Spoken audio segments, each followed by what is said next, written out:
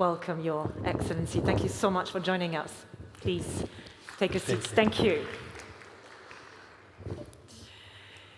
So Altera is a private climate investment vehicle committed to investing $30 billion, and that's to unlock $250 billion in impactful climate investments by 2030. So very ambitious targets indeed. And your focus is on transforming emerging economies and markets. And it's also important to point out that the fund is the world's largest private climate investment vehicle, and it was announced at COP28 by His Highness Sheikh Mohammed. So first of all, Your Excellency, why the gap in financing? What are the key risks investors perceive still, and that deter them from financing infrastructure projects in emerging markets? How can the risks be effectively mitigated, and what innovative finance or financing mechanisms could address that gap? Well, first of all, thank you so much for having me here. It's really a pleasure to be with all of you. And as you know, I was Director General for COP28 and worked very closely with Dr. Sultan Al-Jaber, our COP President. And we were fortunate to deliver a very successful outcome. And a big part of that was the launch of Altera. And why was it that we felt that this was a very important contribution?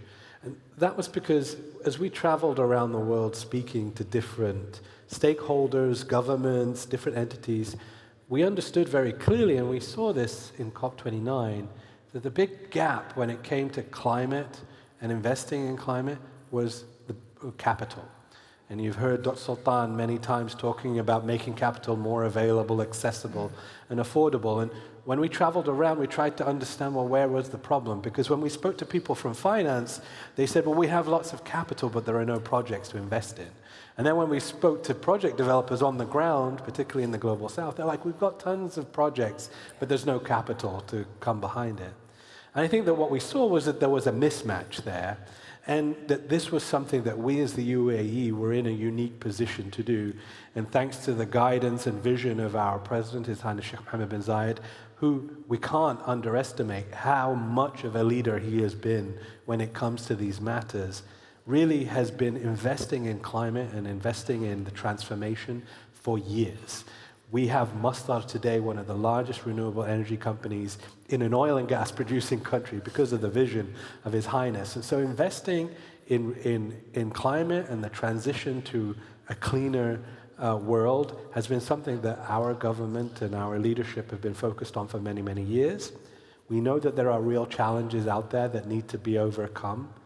And Altera doesn't solve for all of those problems. It's not a silver bullet that will resolve everything because the problem is bigger than that.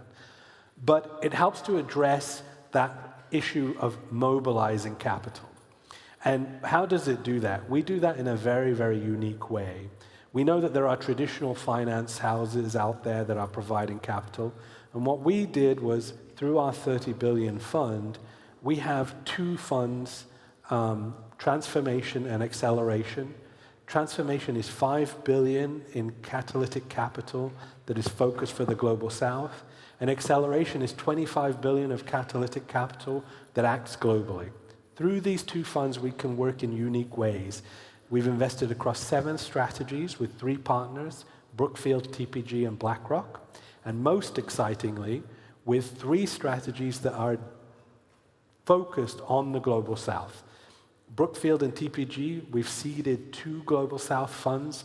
We have had phenomenal response from this sector in that they've been able to raise between 4 and 9 times that capital. And by the way, when we started, we were told we could get maybe 1 or 2 times our capital mobilized. So we're well on track to achieving our 250 billion mobilization target that we've set. And I think that Altera is really groundbreaking in the industry, and over the last year we've heard time and time again about how we're really transforming this industry and how we think about investing in climate and how we think about investing in the Global South. What you have highlighted here is the paradox of the transition. There is capital, there is willingness, but we need to do that matchmaking in order to direct it in the right place and use those innovative financial instruments indeed. Since COP28, what's happened at Altera? Tell us about the key milestones maybe that you have reached since and what your targets and the ways to get to your ambitious targets by 2030 are. Well, as I said, we've been very successful. A lot of people don't think that we're only a year old because we've been so active and so people have gotten used to hearing the name Altera in the conversation. But we're still only a baby organization. We're a startup in many ways, and we're learning as we go along. We have, like I said, 6.5 billion of our capital committed. That's 20% of our capital.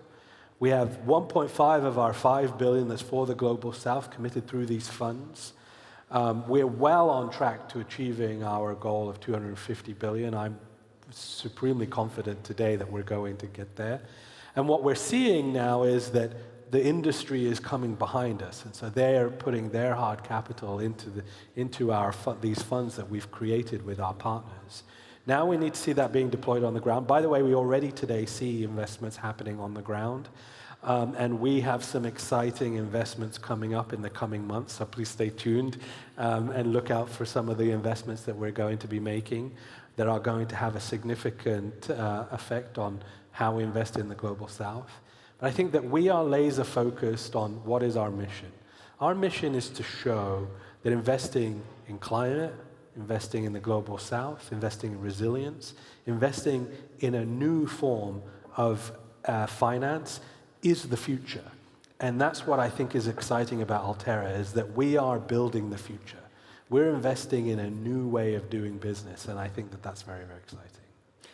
We can definitely sense a lot of excitement. To wrap up this conversation, I'd like to ask you, as a new year's underway, what your big wish for 2025 is. I think that as we go into 2025, we know we face a lot of challenges. You heard in Dr. Sultan's speech at the opening ceremony about this huge demand in energy that is going to be coming globally, and a big part of that is in the Global South. How are we thinking innovatively and creatively about how we get the capital quickly and to people globally to address this energy gap that is out there? And that's a great opportunity, by the way. And how do we do that at scale in the Global South? And I think that in 2025, we can really make great strides in addressing that challenge. Lots to look forward to. Thank you so much, Your Excellency. Thank you for joining us this afternoon. That was a great thought on the potential out there. Thank you so much. Thank you so much. Thank you.